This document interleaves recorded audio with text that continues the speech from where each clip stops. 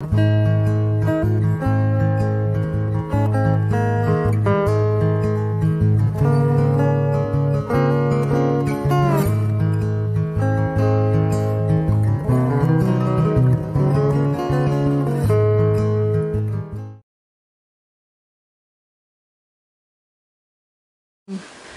travail en Adaye, donc le travail sur l'ego, aide au discernement pour l'ajustement et l'harmonisation de l'ego. Souvent, on peut avoir peur de travailler sur son ego parce qu'on se dit l'ego c'est pas bien, c'est moche, c'est vraiment la partie un peu noire de nous, quoi. Enfin c'est ce qu'on pense.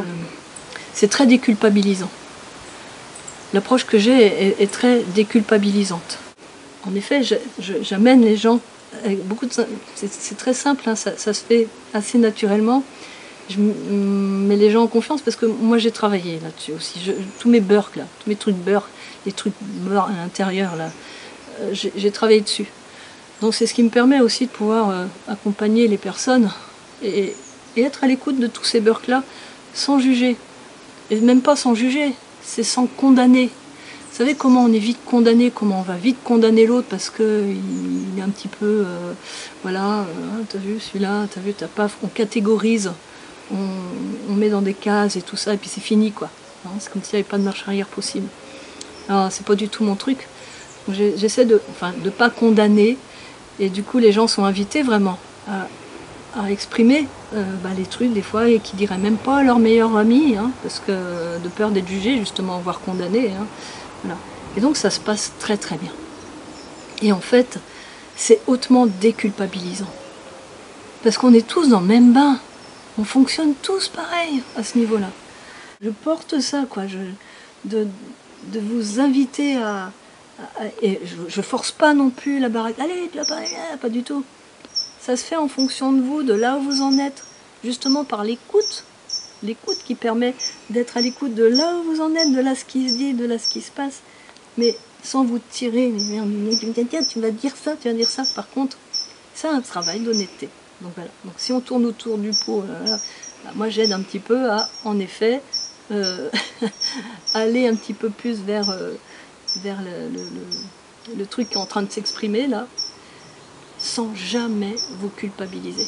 Jamais. Au contraire, vous allez voir qu'au fur et à mesure, vous allez avoir de plus en plus de plaisir à dire les trucs burk que vous ne diriez pas, même pas à votre meilleur ami. Parce que c'est vachement libérateur. Ça fait un bien fou. Non pas de parler de l'autre, mais de parler de soi comme ça. De pouvoir dire, oh là là, bah oui, moi, par exemple, tiens, je vous parle de mes bouquins, hein, par exemple, authentiques, là, que j'avais vachement envie que ça... Parce qu'on m'avait dit, hein, ton livre authentique, il va faire un best-seller après. Ah bon, moi je l'ai cru. Faut se méfier des gens qui disent des trucs trop sympas aussi. Je l'ai cru là. Et j'avais tellement envie que ça fasse un best-seller, ce truc-là et tout ça. Et j'étais tellement greux parce que ça le faisait pas. Ben, j'en ai vendu à peu près 1 millier. Mais ça c'est déjà pas mal. Mais bon voilà, c'est pas ce qui fait un best-seller.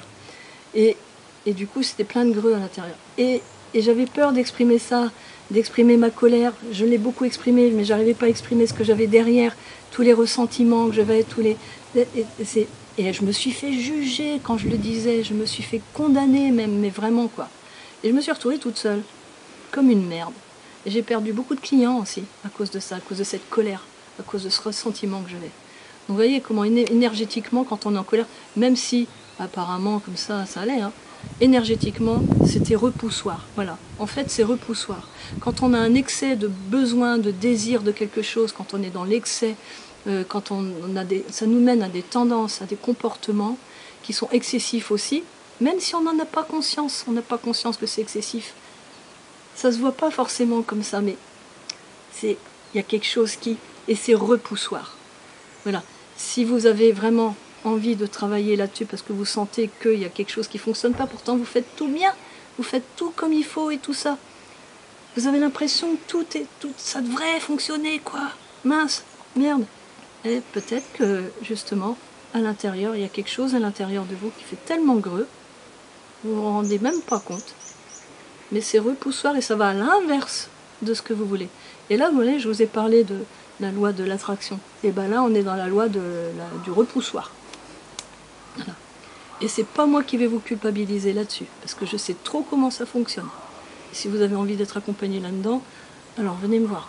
Et si vous êtes artiste et vous avez du mal à vendre votre travail et que vous avez plein de greux à l'intérieur, je ne vais pas vous aider à vendre, mais je vais vous aider à libérer tous ces greux. Et peut-être qu'en libérant tous ces greux-là, vous allez être vachement plus cool.